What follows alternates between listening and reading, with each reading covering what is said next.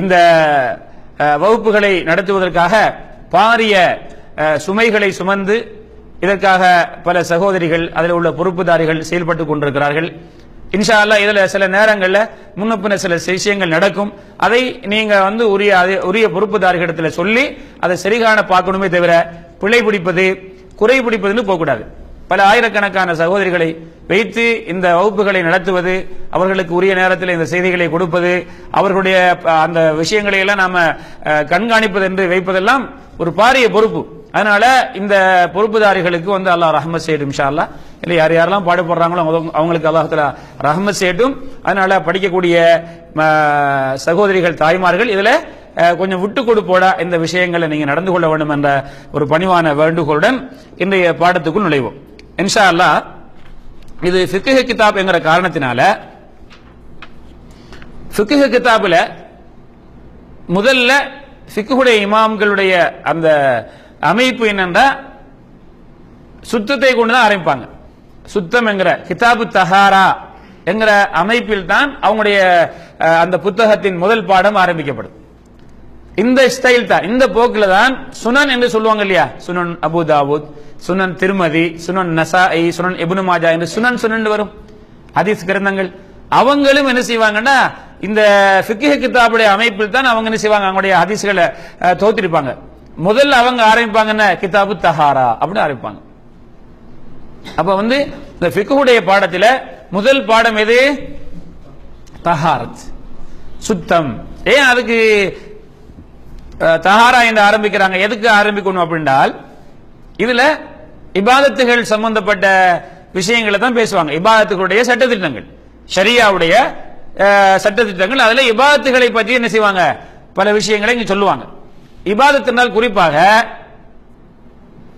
அதாவது ஷரியாவில் உள்ள பல சட்டத்திட்டங்கள் வரும், அதுல இபாதத்தும் வரும் ஃபிக்ஹ்ல.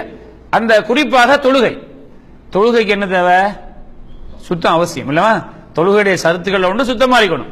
அந்த சுத்தத்தை செல்வதற்கு அந்த அந்த அந்த தொழுகையை சரிவர செய்வதற்கு சுத்தம் அவசியம். அதனாலதான் என்ன செய்றாங்க, சுத்தம் சம்பந்தப்பட்ட பாடத்திலிருந்து ஆரம்பிப்பாங்க. இன்ஷா அல்லாஹ் நாம் படிக்கக்கூடிய நான் உங்களுக்கு ஃபிக்ஹ் சுன்னா என்கிற புத்தகத்திலிருந்து தான் இன்ஷா அல்லாஹ் உங்களுக்கு என்ன செய்றேன், இந்த பாடத்தை ஆரம்பிக்கிறேன். அதுல சில ஃபிக்ஹ் சுன்னா என்கிற புத்தகத்தில் அதை எழுதிய ஆசிரியர், எல்லா அறிஞர்களும் அவங்க ஆய்வு செய்து எழுதுவாங்க. ஆனா அதே சில என்ன செய்யும், சில கருத்துக்கள் நாம் அதுக்கு மாற்றமான கருத்துக்களை சொல்ல வேண்டிய நிலை வரும். ஏனென்றால் இந்த அவங்க சொன்ன கருத்து குர்ஆன் ஹதீஸுக்கு நெருக்கம் இல்லாத கருத்து, இதுக்கு மாற்றமான கருத்து நெருக்கமான கருத்து. அப்படிங்கிற வரும்போது நாம் என்ன செய்வோம், அந்த இடத்துல இந்த ஆசிரியர் சொல்வதை நாம் என்ன செய்ய மாட்டோம், சரி காண மாட்டோம், அதுக்கு மாற்றமான கருத்தை சொல்லுவோம். அப்படி இல்லாம அதிகபட்சமான கருத்துக்கள் சரியான கருத்தா இருக்கும், அதை சுட்டி காட்டுவோம். இதுக்கு ஏன் காரணம் என்ன, இந்த புக்கை நாம் எடுத்ததுக்கு நோக்கம், இதுக்கு முதல்ல நடத்தின அந்த மார்க்க அறிஞர் இந்த புக்கை தான் ஆரம்பிச்சுக்கிறாங்க. அதே போல இந்த புக் என்ன செய்கிறது, தமிழ் மொழியில் மொழியாக்கம் செய்யப்பட்டிருக்கிறது. அப்ப உங்களுக்கு படிக்கக்கூடிய உங்களுக்கு இது ஈஸியா இருக்கு. அந்த நோக்கத்துக்காகவும் இதிலே பல செய்திகளை நாம் சுட்டிக்காட்ட வேண்டி வரும். அப்ப சுட்டிக்காட்டுவோம் இன்ஷா அல்லாஹ். இந்த இமாம் அவர்கள் அல் மியாஹு வ அக்ஸாமுஹா, தண்ணீரும் அதனுடைய வகைகளும் என்ற முதல் பாடத்தை பெயரிட்டு ஆரம்பித்திருக்கிறாங்க. அப்ப நாங்க சுத்தம் செய்வதற்கு தேவையான பொருள்கள்ல ரெண்டு இருக்குது. ஒன்று என்ன, தண்ணி, அடுத்தது மண். தயமும் செய்யலாம் இல்லையா? சரி, அந்த அடிப்படையில் தண்ணீரும் மண்ணும். இதை முதல்ல தண்ணீரை பத்தி சொல்லாங்க. இன்ஷா அல்லாஹ் இன்றைய முதல் ஆரம்ப நாளா இருக்கிறதுனால இன்ஷா அல்லாஹ் நாங்க என்ன செய்வோம், இதுல ஒரு சிறிய அளவு படிச்சுட்டு அடுத்தடுத்த வாரங்களில் என்னுடைய தொடர்களை பார்ப்போம் இன்ஷா அல்லாஹ். அப்ப இந்த தண்ணீருடைய வகைகள், அப்ப எந்த தண்ணீரை நாங்க என்ன செய்யலாம், எங்களை சுத்தப்படுத்துவதற்கு. சுத்தப்படுத்துறதுனா என்ன, ஒரு நஜீஸ் எங்களுடைய உடம்புல பட்டிருக்குது, அந்த நஜீஸை நாங்க எங்களுடைய உடம்புல இருந்து, எங்களுடைய உடையில இருந்து, அல்லது நாங்க தொழக்கூடிய இடத்துல நஜீஸ் பட்டிருக்குது, இதை சுத்தம் செய்யறதுக்கு எப்படிப்பட்ட தண்ணியை கொண்டு நம்ம சுத்தம் செய்யலாம். நம்ம சுத்தம் செய்யற தண்ணி எப்படியான தண்ணியா இருக்கணும், பண்ணிட்டீங்களா? அதனால என்ன செய்யறாங்க, இந்த தண்ணியை கொண்டு வராங்க. அதே போல நாங்க பெருந்தொடக்குள்ளவர்களாக இருக்கிறோம், குளிப்பு கடமை உள்ளவர்களாக இருக்கிறோம்.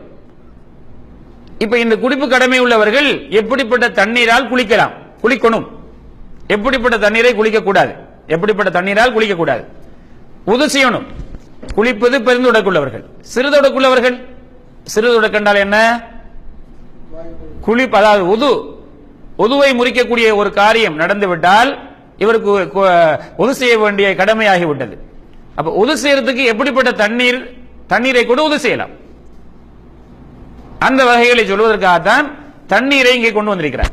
சரி, இந்த தண்ணீரை 4 வகையாக இந்த மார்க்க அறிஞர் இந்த ஆசிரியர் பிரித்து காட்டுகின்றார்கள். முதல் வகை என்னன்னு சொன்னா அல் கிஸ்முல் அவ்வலு மினல் மியாஹ் அல் மாஉல் முத்லக். இந்த தண்ணீர் வகையில முதல் வகை என்னன்னு சொன்னா பொதுவான தண்ணீர். இது பொதுவான தண்ணீர். அப்படின்னு என்ன பொதுவான தண்ணீர் என்ன? இப்ப நாங்க ஒது சேர்த்து தண்ணியை கொண்டு வாங்க ரெண்டா, நீங்க என்ன செய்வீங்க? டெப்ப திறப்பீங்க, தண்ணியை கொண்டு கொடுப்பீங்க இல்லையா? அல்லது கிணற்றுல வாளி போட்டு அள்ளி என்ன செய்வீங்க? கொண்டு கொடுப்பீங்க. அல்லது என்ன செய்வீங்க? அதை அடிச்சு என்ன செய்வீங்க? தண்ணி ஒது செய்ய தண்ணி கொண்டு வாங்க அப்படின்டா உங்களுக்கு கொண்டு வர இந்த தண்ணிக்கு பேர் என்ன? பொதுவான தண்ணீர். அப்ப அதுல என்ன செய்யல, எந்த நஜிசுகளுமோ எதுவுமோ கலக்காம பயன்படுத்துவதற்கு நாம வைத்துக் கொண்டிருக்கக்கூடிய தண்ணிக்கு இல்லையா, இதுக்கு நாம என்ன சொல்லுவோம்? பொதுவான, எந்த ஒரு கலப்படமும் ஏற்படாத, எந்த நஜிசும் விழாத தண்ணீருக்கு சொல்லுவோம் பொதுவான தண்ணீர். அதை விளங்குறத நான் சொன்னேன். இப்ப நாங்க எங்க வீடுகள்ல நாங்க இருக்கக்கூடிய கேம்புகள்ல இருக்கக்கூடிய தண்ணி இருக்குதே, இது என்ன தண்ணி? உபயோகிப்பதற்கு என்ன ஏற்ற மாதிரியான தண்ணி இல்லையா? இதுக்கு பொதுவான தண்ணீர் சொல்லுவாங்க, அல்மாவுல் முத்லக். இந்த தண்ணிக்கு என்ன சொல்லுவாங்க தெரியுமா? தஹூர். தஹூர் மாஉன் தஹூருன் அப்படின்னு என்ன அர்த்தம்? தண்ணிலும் சுத்தம், பிறரையும் சுத்தப்படுத்தும். இப்ப நம்ம டெப்ல என்ன செய்யறோம்? டெப்ல உள்ள தண்ணி, இந்த தண்ணிக்கு பேர் என்ன? தஹூர். அப்படின்னா அது தண்ணிலையும் சுத்தம், தண்ணி சுத்தமான தண்ணி, தண்ணியில் அது சுத்தமா இருக்குது, அதை பிறரையும் சுத்தப்படுத்தும். அப்படின்னா என்னது? அழுக்குகளை, அழுக்கு இல்ல, இஸ்லாமிய சட்டத்தில் எது நஜிஸ் சொல்றோமோ, கட்டாயம் கழுவணும்னு சொல்றோமோ, அதையெல்லாம் கழுவுறதுக்கு இந்த தண்ணியை பயன்படுத்தலாம். பின்னால சில தண்ணி சொல்லுவோம், பின்னால சில தண்ணி சொல்லுவாங்க, அந்த தண்ணியை கூட என்ன செய்ய முடியாது? நாம டாய்லெட்டுக்கு போய் சுத்தம் பண்ண முடியாது. எங்களுடைய உடம்புல உடையில இடத்துல பட்ட தண்ணீரை நஜிஸை சுத்தம் பண்ண முடியாது. அதை வச்சு கடமையான குளிப்பு குளிக்க முடியாது, அதை வச்சு உது செய்ய முடியாது. விளங்கிட்டீங்களா? அப்ப இந்த பொதுவான தண்ணிக்கு மாவுன் தஹூர், தண்ணீரும் சுத்தம், பிறரையும் சுத்தப்படுத்தும் என்று சொல்லக்கூடிய தண்ணீர். இந்த தண்ணியை இந்த ஆசிரியர் இதுல என்ன சொல்றாங்க பாருங்க.